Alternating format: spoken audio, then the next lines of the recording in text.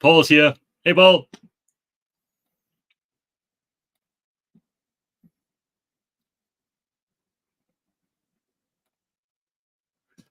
I like that you have two logos on your name. Wonder if there's a way to give you a third one.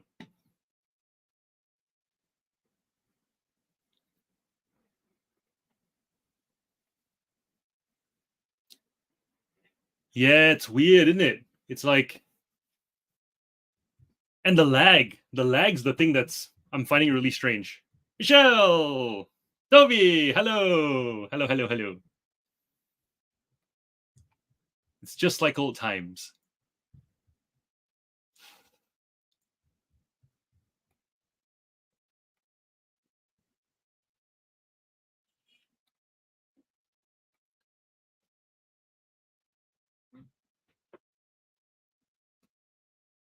Does it feel weird being on YouTube when we're normally on Discord?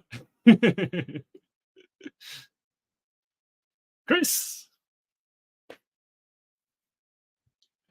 haven't seen you in a while on YouTube.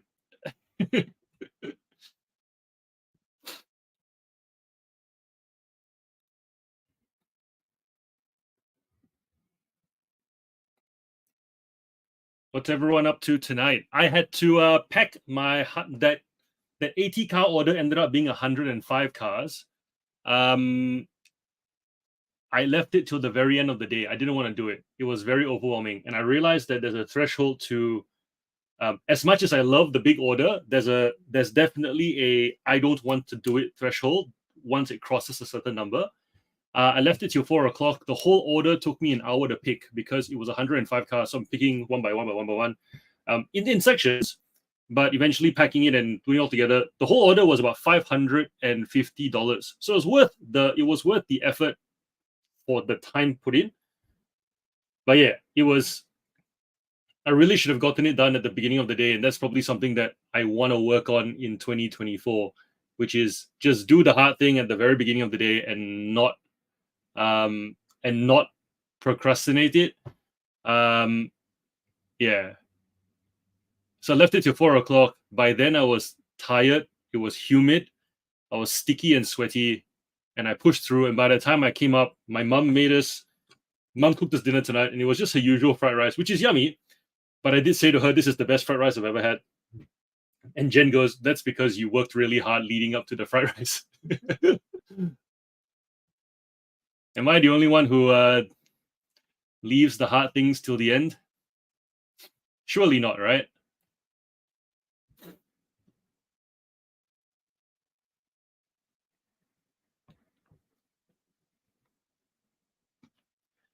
Toby sold one of the cars from the bulk lot for $30. Nice. Nice. Runwin! Can I say this? So you were there, but I'm behaving as if whoever's in the chat and has said something are the only ones here, which clearly isn't the case. But when you hang out on Discord enough, you're like, oh, I forget that there are people here who haven't said anything yet. So I'm trying to remember what it was like when we were doing lives. If you're here and you want to say hello in the chat so that we know you're here. Don't be shy. 13 people viewing this. 1, 2, 3, 4, 5 people in the chat. The other 8 of you, say something. Say something, I'm giving up on you. And I'll be the one if you want me to. Anywhere Alex! Addicted to reselling, redeeming retro. Hello. Urban City Resells. Hello. Bryn, dude! I messaged you on Discord, checking how you were going. How's the transition to was it Depop? Because you were on Poshmark for a bit. How's that going? Or have you pretty much figured out eBay? The giant that it is, and you don't need Depop anymore. Tell us.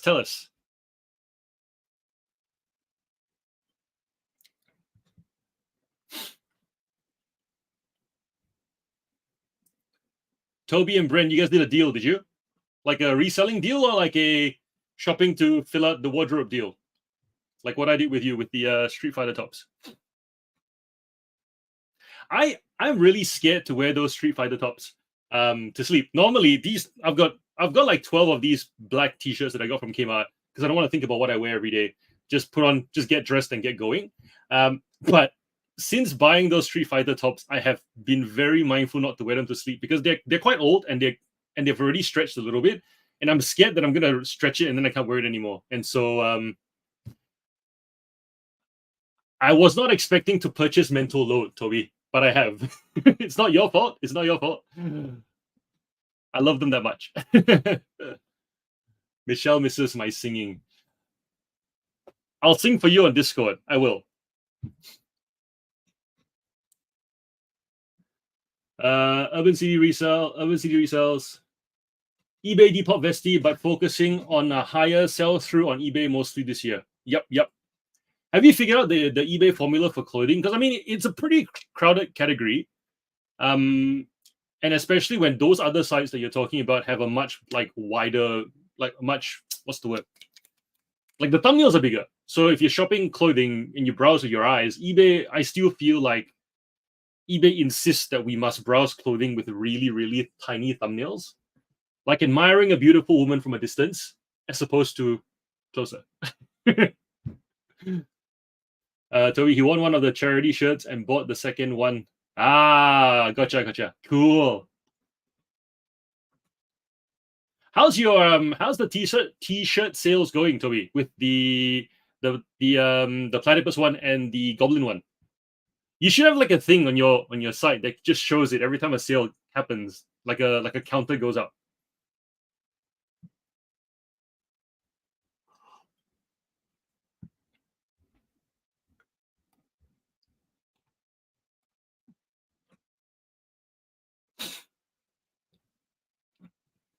$15 people in. Nice. Sold one of the first, sold 4 of the second. Cool.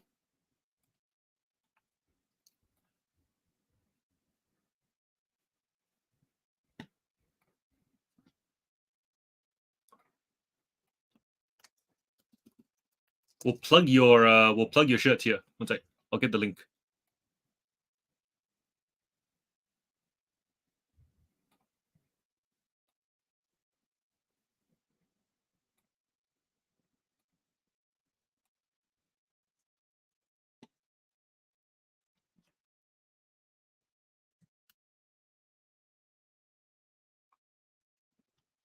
Guns, how are ya?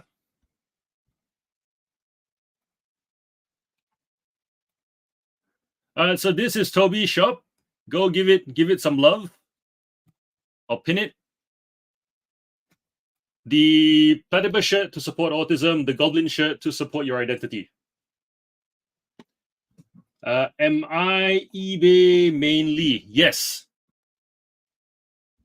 Yes, I am eBay mainly. Because I don't like doing things. Actually, that's a bad way to start. I'm eBay mainly because I get the best dollar value for the items on eBay. If you sell toys, you don't get top dollar on Facebook Marketplace or Gumtree or Amazon in the used category. eBay is where you sell, and if you want sell through, you essentially just grind and have the largest range possible so that you're this go-to place. If you're reliably replenishing, eBay is super cool for used toys and collectibles. You can get away with selling to someone who doesn't use eBay on Marketplace and Gumtree, but that's like trying to find the slice within the slice within the slice and make that your target buyer. If you want to make any business, you need to start at here, and then if you get this sale is great, but you don't really want to be building a business around here. And I suppose those that do build a business around here generally do things like building a business around here is like people who put diamonds on a luxury watch. It's not the luxury watch market, but there's this subsection that seems to think that that's what you should do with a luxury watch. The way that the business works, it has to be so expensive that it justifies the small market. So my model is eBay for single sales, Facebook Marketplace for bulk lots, Gumtree for the rubbish, literally. And even now, Gumtree, there's barely anything there. So it's just Facebook Marketplace where I'll bring a lot at home. I'll sort out the stuff that I'll photograph individually and list, and then the stuff that remains in the box literally gets dumped into one of several boxes of toys. So if it's toy cars, there's already a tub that has toy cars in it. Once I fill up the tub, slap a $20 label on it, put it on Marketplace, it gets sold in like a day. If it's action figures, chuck into that box. Depending on the size of the box, $20 to $50 gets sold within a week. Trains, if it's wooden track or plastic track, gets sold within a day or two. Yeah.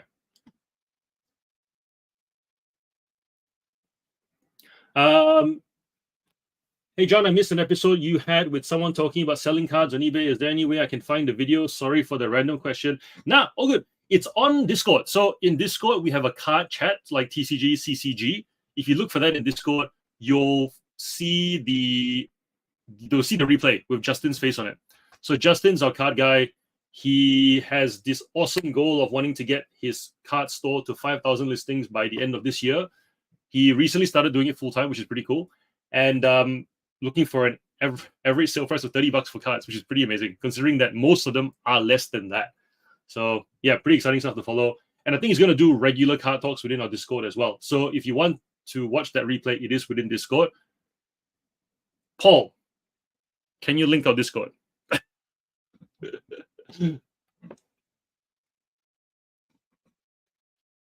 What's everyone's... I don't want to use the word goals. Or we'll say, what do you want to do with 2024? Have any of you guys actually, given the fresh year ahead, what are some milestones you guys want to hit? And not just talking from a dollar point of view. Like, I want to hear milestones that actually mean something to you. Not like 6-figure reseller. Like, that's too general. Is there something very specific? And it could literally just mean I want to be able to sleep 8 hours every night because I've been sleeping 6 for the last 2 years since starting reselling. And I think I probably should get my 8 hours back. That kind of meaningful. That's what we're after. I'd love to hear what your desired milestones are for this year.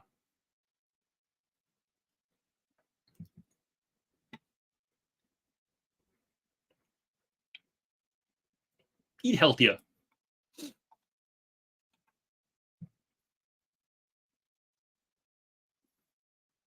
More YouTube content. Get my SKU system down. Nice. I'm gonna look at your channel right now.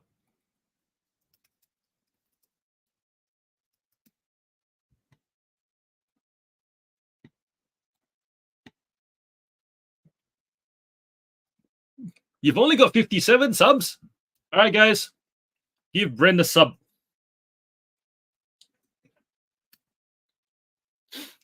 20 videos, 57 subs. He's smiling in all of his videos. That's already a good sign.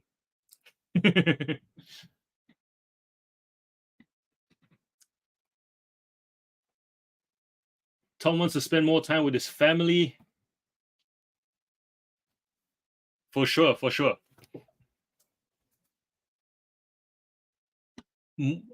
More quantity or quality, Tom? Tom, distinguish it for us. And when you say more time, is there like a visual element to it where when some people say more time with my wife means walks along the beach? There's a picture, right? So what's the picture like when you say more time with my family? Share with us. And Brent, when you talk about more content, what exactly do you mean? Because you're talking to the guy who on his first year of YouTube wanted to make 1 video a day to get his reps up. So when you say more content, let's talk quantity. Let's talk what you want to get out of your content as well. And it can be anything. People make content for a variety of reasons. And after doing it for a year and a half, I do want to have that conversation within Discord where we actually encourage everyone to start their own social media thing for their own reason and then really learn about it. Because I think everyone needs a social media presence of some sort. Simply saying it's too hard is not a good enough reason, because there's just this huge benefit for business that if you want to be in business, you cannot ignore this element of marketing, whether it be for the product or yourself. So yeah, let me know. What do you mean by more content? Tom, more time at the beach, camping, traveling, all that good stuff. Yes. I'm all for camping. I was never a camper. I started camping a year ago. We've been on 4 trips now. We recently bought an air tent and we're very happy with it.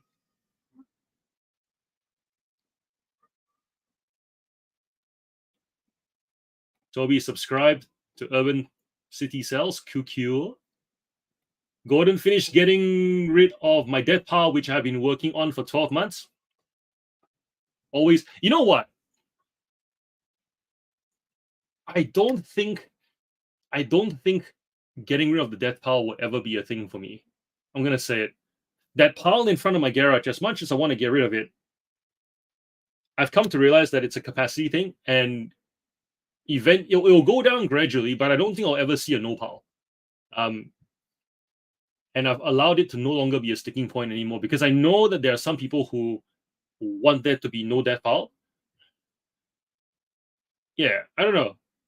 My brain, I'm too scattered. Like, I'm trying to, as you guys know, I'm reselling, I'm doing YouTube, I'm doing the Discord, and I'm pretty sure there'll be something else this year that comes up as well.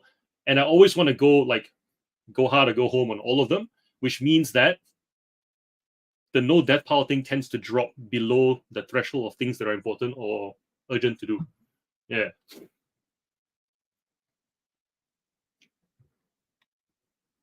Toby wants keys to a house, a deal where I get to sell all and everything inside a 50% consignment deal. That's dope. Hey, Toby, that's something that I reckon you could teach us a lot about in terms of consignment. Like, most of us don't even know where to start with consignment. I've only done consignment twice, and they were from friends. So that's a pretty obvious route into consignment. But it sounds like you've got a nose for it. You like that bloodhound sniffing around on a hunt. I would love to pick your brain in a session one day.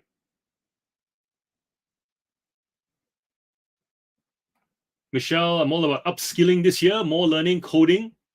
CS first cab off the rank, but I have a list for the year to do, and I'm excited.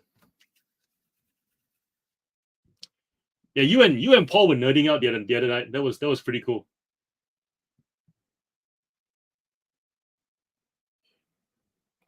Bought a bunch of business cards. I want to give out as many of them as I can. More productive with the amount of time I have to spend on reselling. Okay. More productive in the sense of you're noticing that you're not as productive. You're noticing slippage. What does more productive look like? 1,000 subs possible monetization. Yep, you can monetize at 500 subs now, which is pretty cool. I will say that monetization on YouTube is more of an achievement than a financial relief. Most of us don't get paid anything substantial on YouTube. I mean, there are ways to make money on YouTube, but it's a lot of work. And for the most part, YouTube is a great way to get money elsewhere. So for us, it's Discord, Daily Refinement, the Patreon. Some people have courses, some people have, so it's communities, mentorships, courses, merch. Because yes, is this essentially this perpetual showcasing window of who you are, what you can do. So yeah, but if you don't want to do any of that and you are consistently making content, you can definitely buy yourself a nice dinner every month.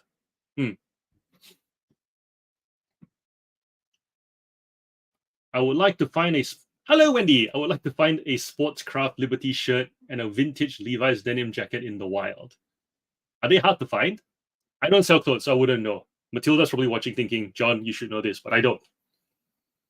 I have 12 Kmart black t-shirts. 11 of which are the same because I thought 12 of them were the same, but then you know how I just grabbed all the M's and I thought they were all the same, and then this was the odd one out. I'm like, more in 2024. Ooh, is my motto.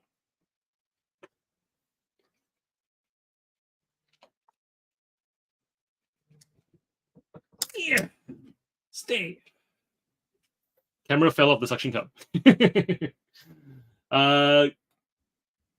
Getting rid of my death pile allows me to have some me time, which is important. Photography pile. Yes, I like that wording. More of achievement-based travel vloggers seem to go big on the monetization because they're showing people the world. Who told me to watch the channel? Ryan Trahan. Like just trying. Wendy, I think Wendy T told me to watch Ryan Trahan. Like just trying different things. I went to the world's smallest hotel. I went to the world's 1-star bath. I went in the water at a campsite where they say don't go into the water, things like that.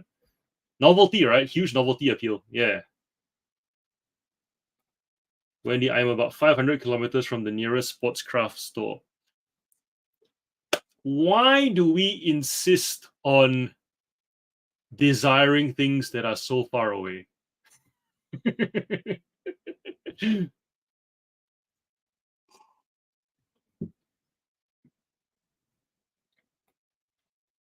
Lacking motivation, energy after a long day at work, and then trying to balance out how to spend time on reselling in October to December when other hobbies take over. Prioritizing. I hear you. I do. 2024 for me, it's about breaking ceilings, I think. When I started reselling, it was like just do reselling only. And then when I did the YouTube thing at the start, there was definitely pushback, not just from people outside my house, even my own family. They were like, yeah, it's going to be a distraction. You're going to see a revenue dip. And I did see a revenue dip because time split. But then I realized now with doing the Discord as well, my time is split 3 ways. But definitely there is a cost when you're learning something at the start. And I feel like now that I've done all that learning and I've kind of done all that in 1 year, it feels like this year it's going to be more of a rinse and repeat and a refining. And refining doesn't tend to take that much time. I definitely don't find YouTube videos to be daunting and scary anymore. I actually took my camera out to a cafe. I'm not sure if you guys saw that short, where I plonked the camera there and I just started talking to it in the midst of all these other people in the cafe. That was new. But everything else isn't. So the editing for me is quick. I still edit on my phone, by the way, which is really hard for some people to believe because most people would have like a proper setup on their computer and it's, but I do it on my phone because to me, I want to be able to do it on the go.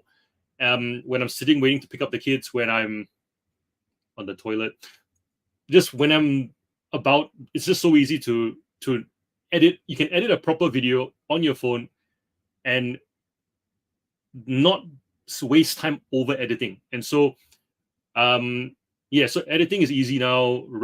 Just pulling up the phone to talk is easy now. Definitely easy and quick when it's at home in familiar surroundings. I do want to do it while walking. I feel like that will be the next challenge. But for the most part, YouTube seems rather autopilot now. The reselling also, and the Discord as well, in which case then it's building up from there. And I do wonder whether I can do all 3 of them well instead of, like needing to be part-time on everything. So that'll be interesting. So doing it well for me in reselling would mean that I find myself back at $30,000 sale months again. So $30,000 a month, or 25 to 30 was what it was like at COVID. And then when I started the YouTube, it became more like 20, 25, and then dropped to about 18, 20. And so bringing them up to about 30 a month. YouTube, 5,000 subs doesn't feel like a reach. And then Discord is just Discord. That one is very much because it involves me and a team. It's whatever we come up with. So that one, I haven't really put a thing on it. But yeah, to do everything well, rather than feel like it has to be one or the other. And also spend time with family and friends and sleep.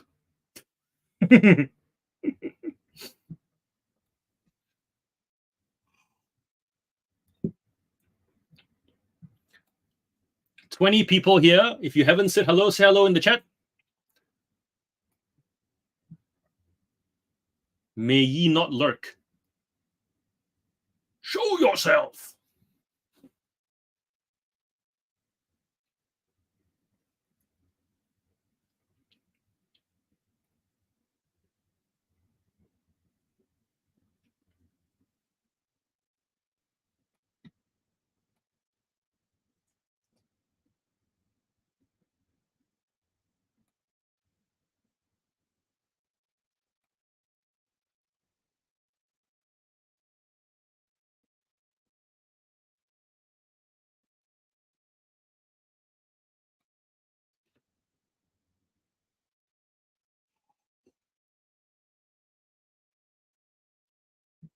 Question, if I may, for the people who run multiple stores, do you use the same MyPost business account?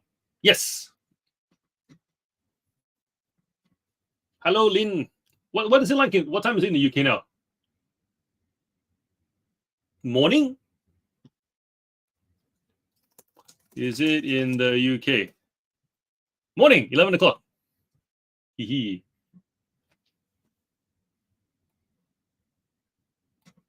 Thanks for joining us. I've just started reselling and I picked up an Encyclopedia Britannica set for free today, so that's a good start, I reckon. Yes. What are the comps like on the set that you picked up, Tom?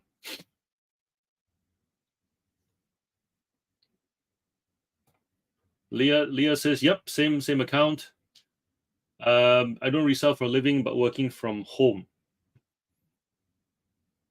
Well, we're not listing at the moment. This is very much a reconnect with you. We reconnect with the YouTube community live because there seems to be a perception that I've been away, despite putting out regular videos. So this is a live to say, I'm here. I have not forgotten you.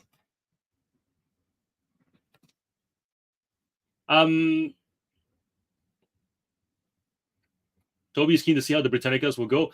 So the reselling, in terms of the integrations, it's just a case of signing in and out. So your Connect eBay store, import your orders, and then use the MyPost Business Buddy Chrome extension that Paul made.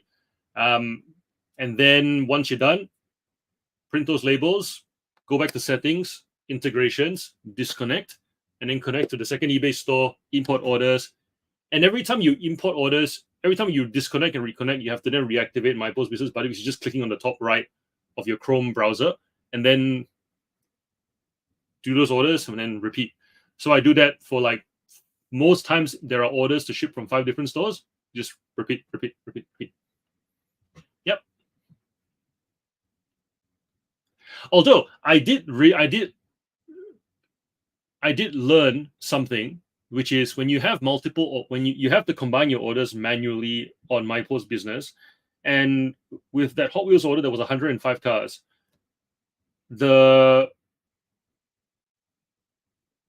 Because the import order page only shows you 100 orders, 100 sales, you can't combine 105 item order in MyPost Business. You just can't do it. So you essentially have to combine the 100 and then delete the 5, or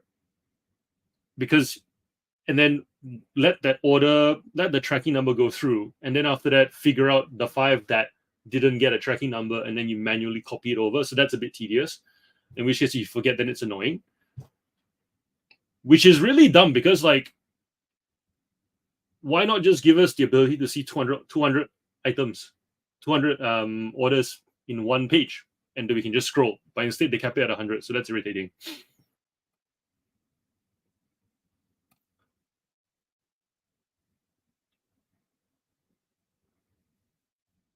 Peachy the Picker, hello. Hi, just started reselling. You have just started reselling? Also, whereabouts are you from?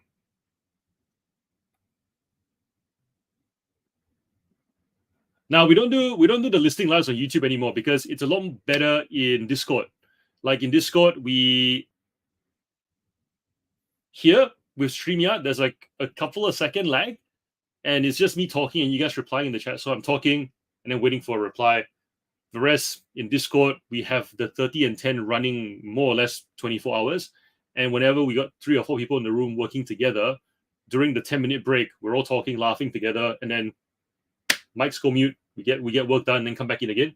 So yeah, once we've got that, doing it here just doesn't make sense because it's not the same experience.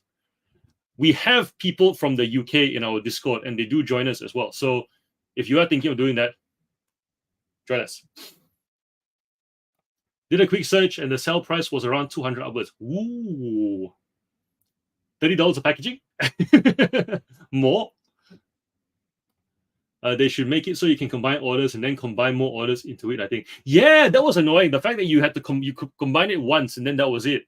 And even there was one order where they bought and they sort by date. So it's like I have two business days of 2 business day shipping purely to allow buyers to buy more, because I will either, if they're new to my store, I will ask them if they want to buy more. And then if they are regular buyers, I know that there are some who are notorious for buying. Like they'll just be sitting there scrolling their phone and buying. This is how I envision it happening at checkout. Go to sleep, wake up in the morning, order hasn't been sent, add some more. In which case, just do it at the very beginning, but they don't. And so then when that allows them to then just, but they also know that I will refund shipping, and I tell them that I will refund shipping in the descriptions. So then when it goes to my post, manually selecting combine, and you miss one, it's like, ah. And it's not even the fact that you miss one, because once you pay for the labels, you get to the page where the tracking numbers are, you can still manually copy and paste it. But the fact that you have to do that when you normally don't think about it anymore, because it's meant to be quite automatic, like step 1, step 2, step 3, and have to think about, okay, when I get to step 3, there is a half step. I cannot forget the half step. Otherwise, I have to go and manually look up the tracking number, and just that extra thinking is annoying. And I think that is more of a me thing and some of a you thing, where some of us don't. If we are told that a process is meant to be smooth, we expect it to be smooth. Like we don't like if we're told that the milk is meant to be good, we don't like the clump. And it's that clump, that mental clump that just kind of goes and it just ruins your day. Yeah. Basewater. You're near to me. I'm in Fentree Gully. Might see you in the wild.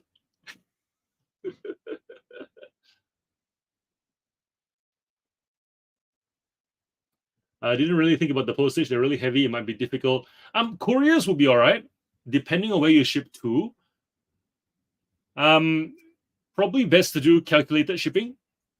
Those who sell Britannicas, those who sell big books, is that what you guys do, calculated shipping? I would hate to have to send an encyclopedia set all the way across Australia on flat rate. It's like a surefire way of losing money. I actually had this. So in the Thomas Wooden Railway, you've got these Titworth sheds, which is like a roundhouse, and it's quite big. It's those of you who have seen a wooden set, you know what I'm talking about. It weighs, once you pack it all out, it weighs about 3.5 kilos, and you need the largest box that Australia Post has that to ship it. I think it's like 48 centimeters by 30 something centimeters or whatever. And then I remember I sold it for $70 plus $29 shipping, and for the most part, it was good flat rate. And then I sold it to some random place in like northwest Western Australia, and then it literally flipped. It was like the price that I got paid was the shipping, and then I pocketed essentially what was the shipping. So I made $29. I sold it for $29, and it ended up costing me like $60 to ship.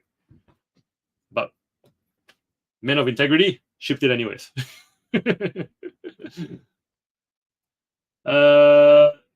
Just made my first 4 sales. Whoa! That's awesome. Media? Books and media, right? Well done, well done, well done.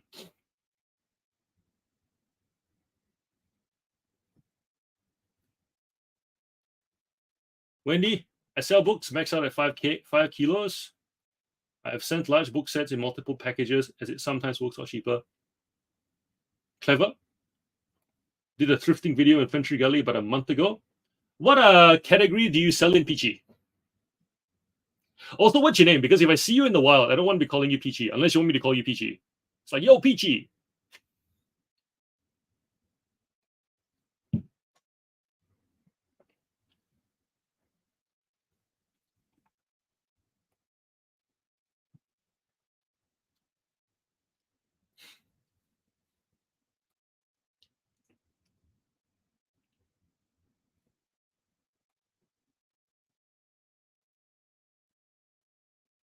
Books and media. Cool.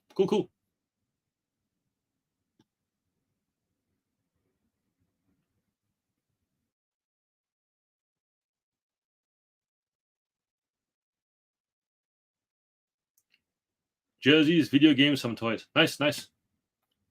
Awesome. If I see you in a while, I'll say good day.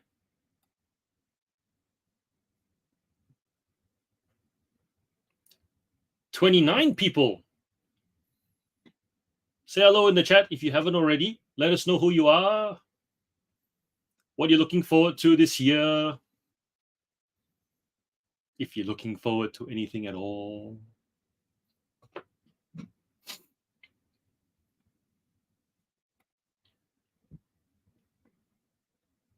Every year, there is conversation around reselling slowing down.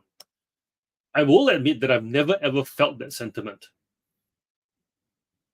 Who else is a bit like me, where the news says it should slow down, social media says it should slow down, but just in your bubble, you don't feel like it's slowing down, or you don't feel like. And when I say slowing down, I mean that it's all gonna go away.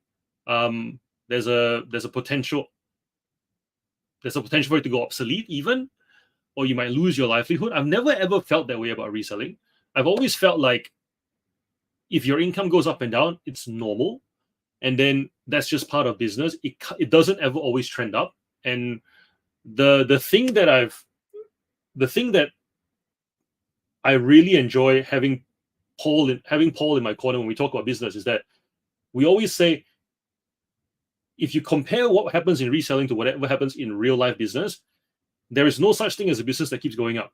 McDonald's doesn't keep going up. They always have it's always up down, because businesses try something new. It either rewards them or it doesn't, and then they try something new again, rewards them and it doesn't. They bring back something old, rewards them, it doesn't. There's this constant up and down. So it's like maybe it's because we think that maybe because we come from a salary environment going into a business environment where we expect our top line to essentially go up the way our salaries would normally if we worked hard and got better at something. First bias. Second thing is, and I think we see that as well, because a lot of resellers will say, I'm a 6-figure reseller, and they'll celebrate that. And that's really a title that is only a celebration when you put it in a job salary context. If we're talking about revenue, nobody in any other business celebrates a 6-figure number. Like, the donut shop doesn't celebrate $100,000 in revenue. The local gardener doesn't celebrate $100,000 in revenue, but yet resellers do. And I think that might be why we feel sometimes when things get a bit shaky, oh no, it's all going to blow up. Yeah. What do you guys think about that? Like, when you're in your bubble, do you feel confident in your business because you understand how it makes money, how it acquires customers, how your customers keep buying from you, where your supply comes from, how to make your supply more regular? You understand the accounting underneath, like that underpins your business. Like, once you know all of those things, do you feel confident? And if you don't, can you pinpoint what areas cause you to feel like, Hi, Matilda. Welcome.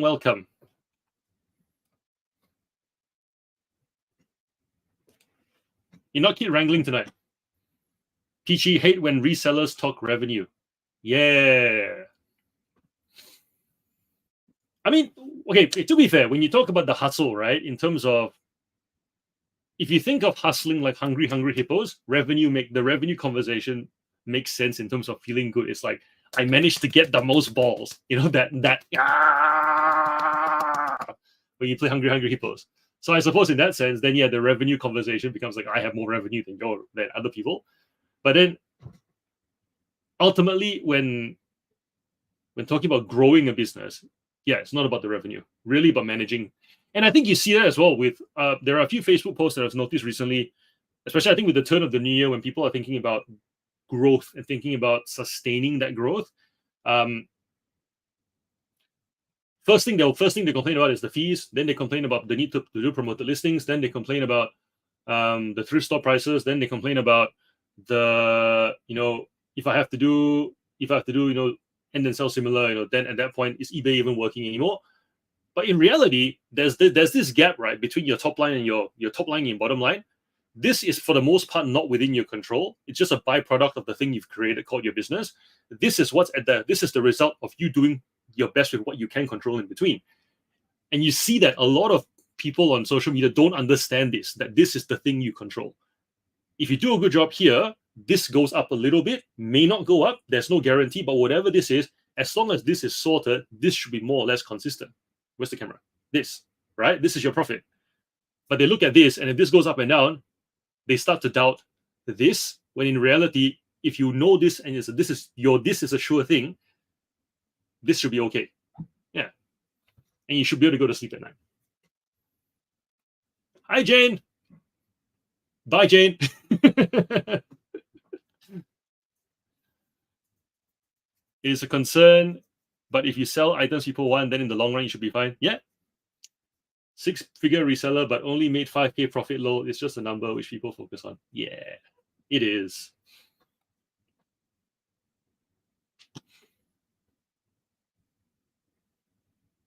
Who is thinking of trying a new category this year?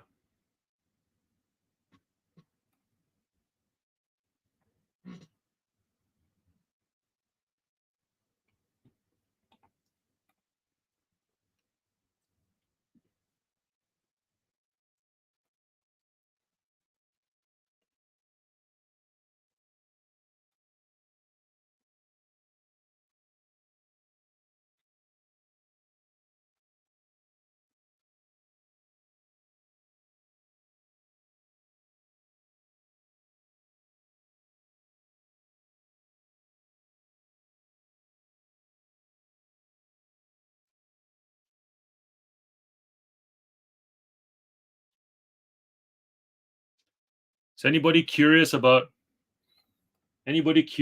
new categories this year?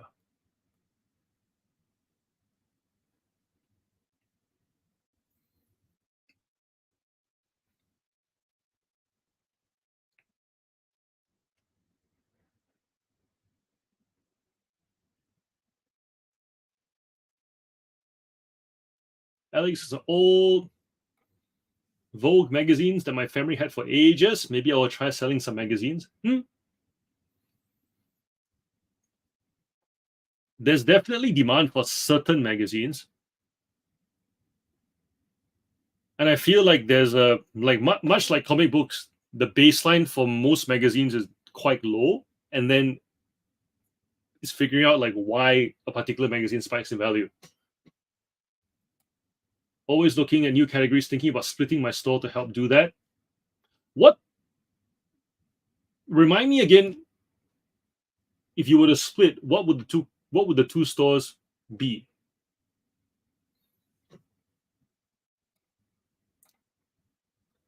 So Leah's done well with magazines. If you want to talk to her about that. Not so much with neckties though. Or have we also made some progress with the neckties, Leah? I'm adding some more adult lines. We've mainly been family friendly for the last few years. There's a premium to adult lines. Not that I would know. Just kidding. I was at actually you reminded me. I was at Target and I noticed that they had 2 Mirabelle dresses from Encanto, and I was quite I was quite impressed that there was like a $30 version that comes in like the the square costume bag, and then there was the one that was hanging on a hanger and it had all the different frills and the layers to it, and I went, damn, that literally looks like a ball gown, kind of like what Belle from Beauty and the Beast wore. Like there was the puffy to it. Like there was the size 6. I'm like, wait, are 6-year-old kids getting bought $80 costumes? It blew my mind that somebody thought that parents would pay that money for that. Like it wasn't firstly, it wasn't comfortable. So I remember looking at the material, thinking, yeah, that's not a very comfortable material. No child's wearing that to sleep. It's probably just for a party, princess party or whatever. 10 parties in a year, right? 10 users of that dress, $80. It was pretty pricey. But somebody, and the fact that it's in Target, it's like somebody thought that was viable. Probably started at a higher price point, brought it to Target. Target said, we'll bring it to a lower price point and we'll put it on our shelves. And it's now on their shelves and it is selling. And it was selling better, from what I could see, than the cheapy looking one that was $30 in the bag. Which goes to show, do your research, test the market, right? So keen to see how your adult lines turn out, Michelle. I would like to learn about old tools. There are plentiful in my area. The tools or the people? When you say old tools, what do you mean? Like drills that you actually like the old hand drill where you have to actually wind up, that kind of old tools? Very good to get into. Have sold lots of Vogue magazines in the past, and make sure you include international postage. Yes, international postage is a must for anything media, because they are issued for the most part by location. I was looking at new categories, as I'm in everything seller, but you need to be able to have a rinse and repeat in that category to make it profitable. True. Like a certain container of kitchenware that you like. Definitely going to have a look into it more as I have heaps and I want to start making some space. Haven't set up international postage yet, but if there is demand for them, it's a good idea. International postage, I think international postage is a must, whether you know it will sell or not, because you have no idea. And the best part about eBay that most sellers underestimate is that traditionally you need a store in a location and walking traffic. eBay lets you ship one item to one person who wants the item anywhere in the world who has access to eBay. Like, keeps all those little pockets of demand alive.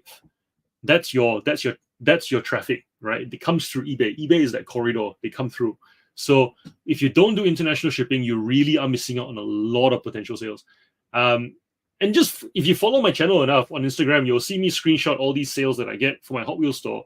The most ridiculous one was last month or 2 months ago. A $2 toy car, $29 of shipping plus import taxes to Italy. So the guy paid something like $48 for a toy car that literally is $2 on the peg on the shelf. And I also made money on the shipping. So really, I made more money on the item selling it internationally than locally, because fee on the car, fee on the shipping, but larger discount on the shipping, therefore offsets the fee on the car and the fee on the shipping. Yeah. Do international shipping. Are there any issues with listing all Playboy mags? Good question. I've seen mixed results. Some people say their listings get pulled. Some people say they don't.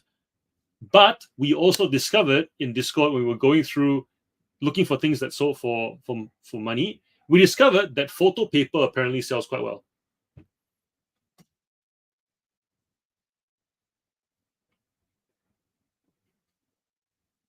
That is a hint for you to go and comp photo paper and see what you find in the solds. It may answer your question about the mags. If a few dollars, I would encourage you to buy a tee. Yes, platypus tees. What people spend on their kids is insane. I agree. We started selling baby clothes because my wife couldn't stop buying clothes for our kids. Shanks Matilda. I need to find a way to reduce costs. At the moment, I'm on trial prices. Mostly list glasses, mugs, trading cards, magazines, and collectible items, adding some books and toys. So I was thinking of doing the magazines and books in one store and collectibles in another. Yeah, that makes sense. Glasses and mugs, though, if they end up being... Okay, I don't have any issues with everything. I don't have any issues with everything stores, as long as everything stores know how to make their product shine. The issue I have with everything stores is when they present like online op shops, and then they expect a higher dollar price, but the buyer cannot touch, cannot smell, cannot try, can, for the most part, sometimes can't even ask questions, because if you're on Facebook long enough, you'll notice people saying, if they ask a question or two, I'm going to block them. So then like how is that reasonable, and how can someone build that like a business model? So if you're doing collectibles with glasses and mugs and stuff, and it's starting, and the selection of items is starting to look op shoppy, please make sure that you take really good photos so that your items shine, and take a lot of photos as well. I know it adds maybe 10-20% to the time it takes to take photos, but it's absolutely worth it, because if you can provide so much visibility that the need to touch, smell, try, ask questions goes away, then your top dollar is a no-brainer, because the item is the item is sought after, subject to conditions of those questions, right? So if you can answer all those questions with great photos, lots of photos, maximize the 24 photos, then your store that has a selection that is op shop-ish will no longer feel like an online op shop. Book Week is crazy. Yep. Chrome spanners, I picked up ones that were Aussie made. Ah, gotcha.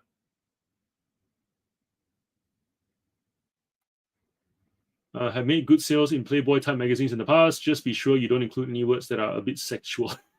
Got it.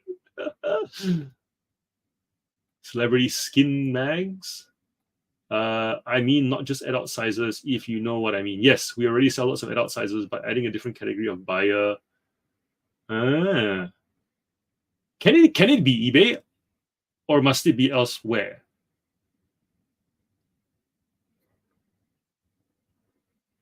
Still not confident to do international shipping. Maybe this year. Heard I need a special printer for it.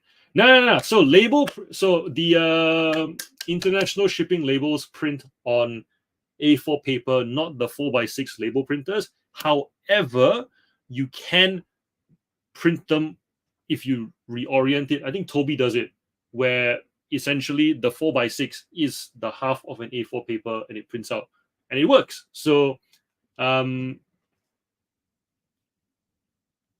you can. International. So Peachy, international shipping becomes worth it.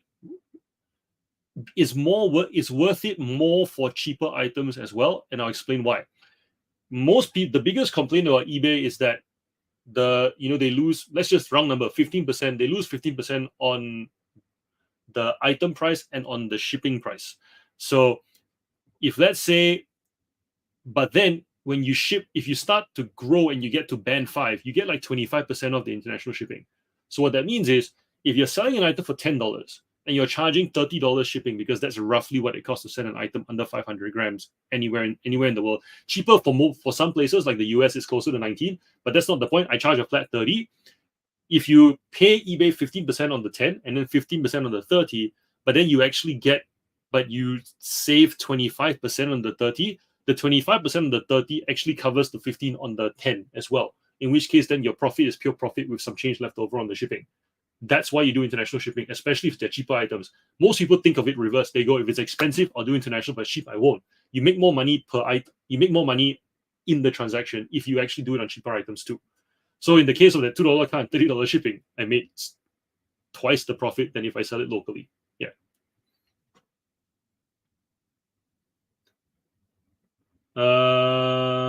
Makes sense to split off media from the collectibles. Yep. Tiny pieces of cardboard do well. Yep. Have sold them, no issues. Have scored a very large number of Playboy picture people and mixture of some other brands. Some are worth great money. Yep. People are literally selling naked photos on eBay. Playboy mags are fine but overrated. Yep. Do you sell individual issues or bundles? The reference to looking like an online op shop is very accurate and why I want to split. Thank you for relating to that. Yes. The number of stores I've seen where they have, it's op shop selection and there's 4 photos. I'm like, I want to message you, but I also know if I message you, you're not going to take it, because the number of times, yeah. People need to want to change. You cannot just go and say, hey, have you thought of doing this? Most people don't appreciate it, especially not on eBay. Environment's better. You do it on eBay, doesn't come across well. Do it on Facebook, comes across better. Do it in Discord, comes across even better. Environment's better. Someone on eBay is selling Playboy posters with vintage redhead matchboxes covering the saucy bits. Always listed as individual, as you would be surprised of the messages I've received of people thanking me for listing certain magazines or requesting if I have certain issues. Huh. Interesting.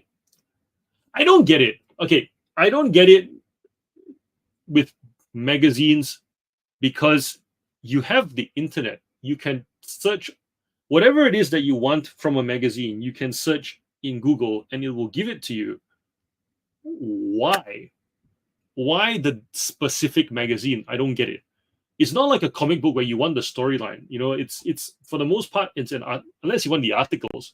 Maybe people do read it for the articles. Explain it to me. I don't get it. We need to get your international shipping set up, or else night on Discord. Yes, yes. We need to. There are a lot of or. Actually, I like that branding, and we will do it. I think that there needs to be an or else, like a. People like to say 101 eBay selling 101 eBay for dummies. I don't like the dummies branding. Makes people feel dumb. Don't like that. But I think a lot of times when we start reselling, we don't prioritize the things that need to be done. We very much minimum viable product, this whole reselling thing, in which case then international shipping oftentimes doesn't make it into the minimum viable product. There needs to be a do this or else. We're going to call it that, do it or else. Done. You shouldn't be too chicken. I can tell you that the two biggest concerns with international shipping. The first one, that you'll get scammed. Not true. The risk of getting scammed international is just the same as local. Just because it's local doesn't mean you have more control. If someone wants to scam you, they scam you.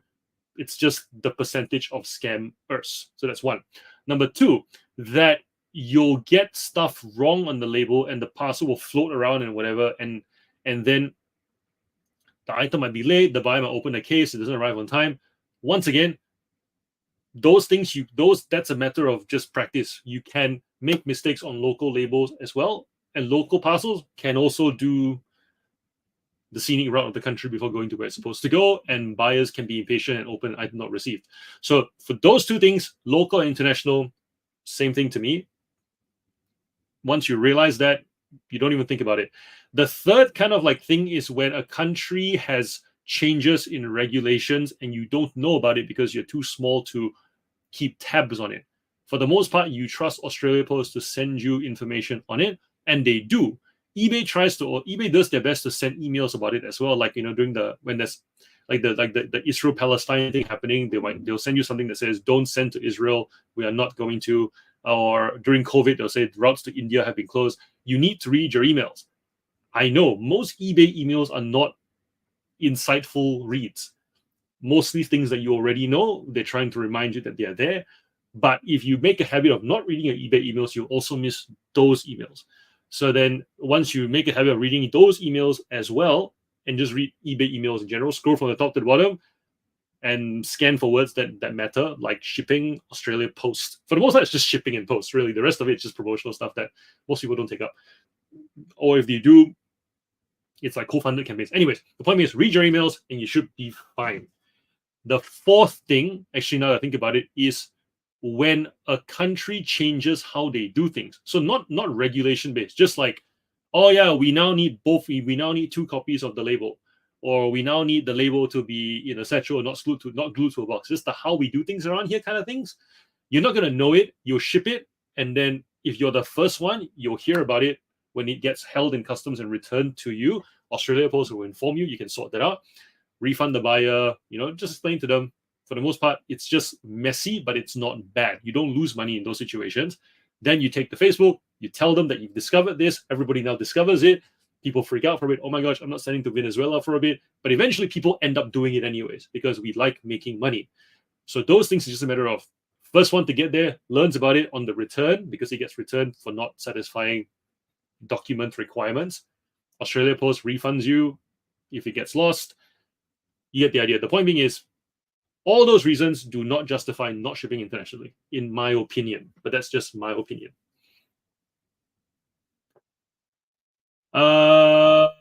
Simple setup policies with the dream. Yep. Don't be too chicken. I have a small bundle of Playboys and celebrity suits. Yep. People want to touch the magazines, John. It's why dating sites exist too. Yes. Mag collectors want to finish the collection just like Hot Wheel collectors want. They want the complete set. Okay. One person told me that issue finished their collection and someone else wanted an issue because she was in it. Sadly, I did not have that one. Ah. Oh, she was in it. Okay, gotcha. So swimming in a pool at the first is really cool and shocking. You flail around screaming, but then you get used to it and find it's nice and warm and relaxing. I like that analogy, Toby. I do. Always check the comms. Some celebrities will attract more buyers. If you are lucky to find the 1995 Australian Playboy with Danny Minogue, you will make good money. Huh. It's the boomers generation that have the disposable income and they want real magazines and vinyl and stuff from their youth. Gotcha. Well, I just spent $250 on Teenage Mutant Ninja Turtles Skull Candy headphones. So there. I think it's human. It's a very human thing. That's right. I did. That's right, Paul. I did bite the bullet and finally got them. I couldn't resist anymore. Oh, the desire to look like a child with gaudy green overhead headphones.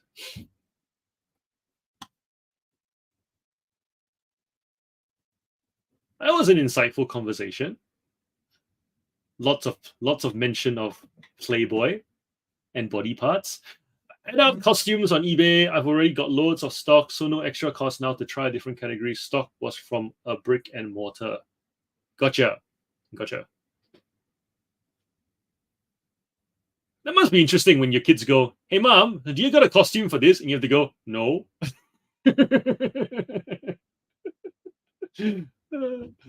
Or maybe who's asking? Or, "Hey, mom, do you have a costume for this? I need 5. Wait, why?"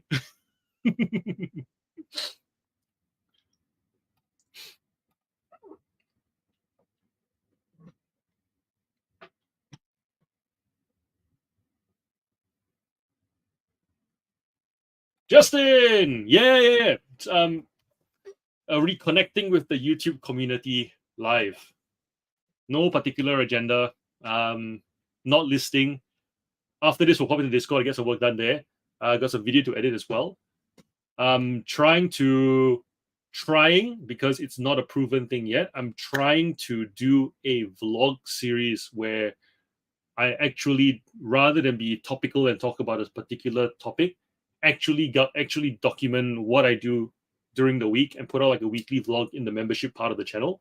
The idea being is like it's an hour long episode, and if I'm able to do it properly, there should be 52 episodes by the end of the year. So that's my challenge for YouTube. As far as packing and chatting, that's still happening. I'll be putting out like a guide on how to sell Thomas trains at some point. Pixar cars, Hot Wheels, action figures. Yeah, so lots of content going to be made. I'm at a point where I have more content to make than places to put it. And that's a good place to be, because oftentimes when people start doing YouTube, it's the like Tommy slay.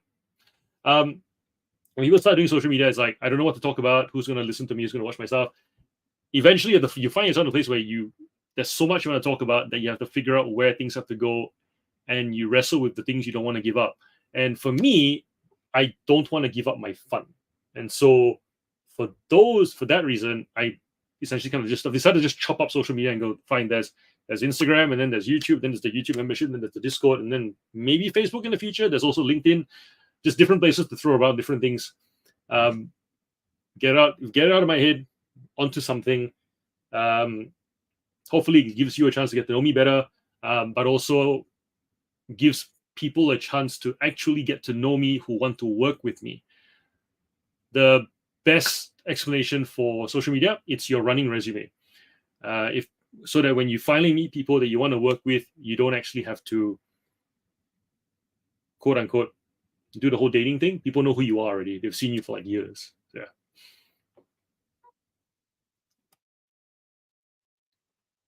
The wife was not.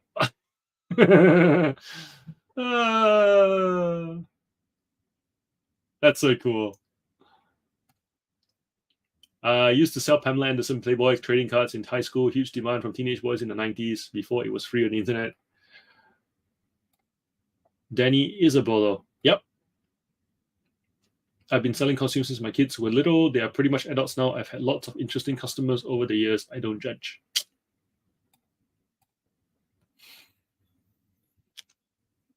Well, thank you everyone for showing up tonight. I know it was pretty spontaneous, pretty unplanned. Just felt like it's been a while. So thank you for coming and having a chat with me and with each other. It's been fun. Albeit a bit strange not working whilst doing a live. Any final thoughts? Any final questions? Anything you'd like to know about what I'm doing, about reselling, anything at all? Pop them in the chat. I'm not in a rush to go. Just thought I don't know what I'm doing.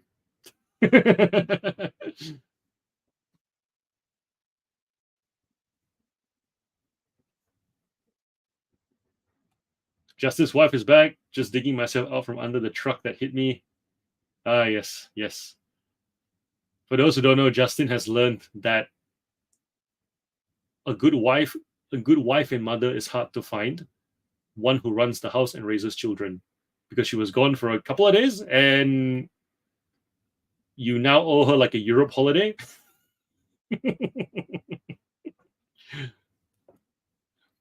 Without Jen, I would have no friends, and my kids would have no activities.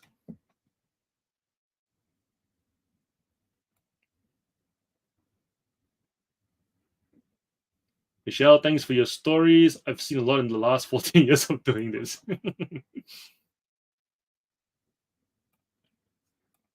That's part of why one of the things I missed about being a bank teller was that, where you got to see people depositing their money, withdrawing their money, and the good and not so good reasons for why they needed money.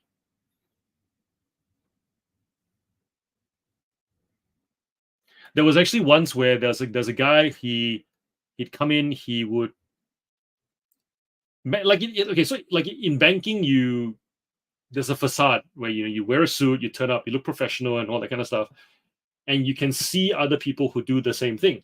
And there's this guy, biggish, kind of, I think it was Greek, come in, he's got his nice watch. It's like it's worn in such a way that you can see the watch, and then quite has a bit of a presence to himself. Anyways, we've been doing his transactions for like a couple of years, and then one day he comes in on a Sunday, and this was the branch this was one of the few branches open on a Sunday, and he's just like, the bitch has frozen my accounts, and I'm like, what? And he's trying to get his accounts unfrozen, something to do with like a divorce, and something to do with fraud, and something to do with. Long story short, we couldn't give him any money because it's on the Sunday, and every other department that could unlock his accounts wasn't working. And it was very interesting to kind of see there's what you know about this person, and then there's the person that's in front of you now, very real, and that whole facade's like God. That was interesting.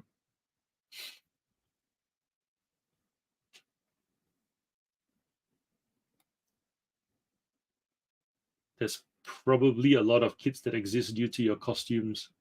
Oh, Michelle.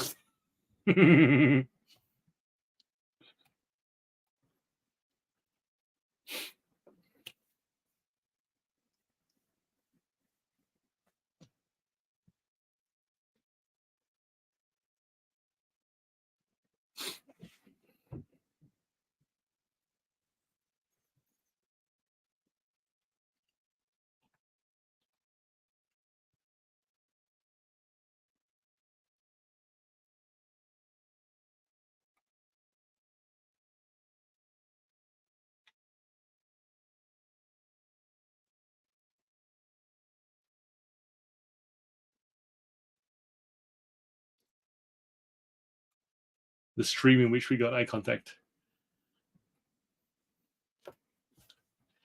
Right. Thanks for coming. Until next live. If you guys want a live, let me know. Feel free to just comment on the video, give us a live. I'm gonna head into Discord to get some work done. If you guys want to join me, you're more than welcome to. This was fun. Thanks for coming out tonight. Have a good sleep, those of you heading to bed. Until next time.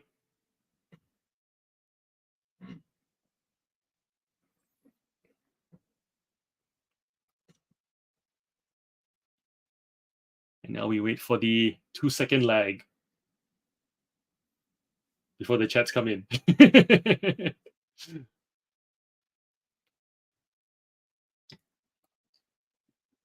Awesome, awesome. Thanks for coming. Right, Leah, Alex, have a good night.